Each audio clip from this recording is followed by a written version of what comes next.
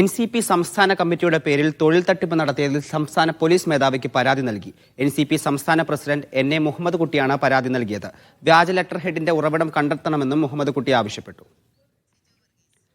വിവരങ്ങളുമായി സിജോ വർഗീസ് ഉണ്ട്. സിജോ വർഗീസ്, എന്തൊക്കെയാണ് ഈ പരാതിയിൽ പറയുന്നത്?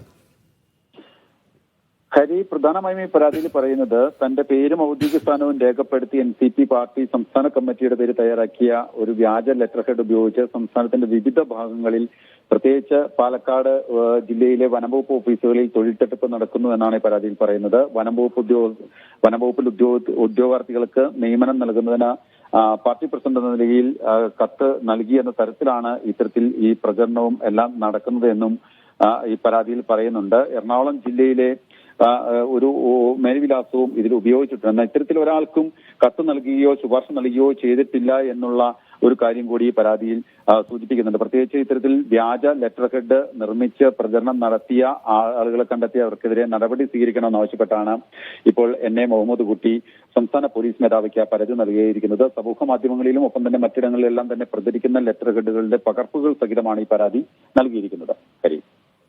ശരി, സിജോ വർഗീസാണ് വിവരങ്ങൾ നൽകിയത്.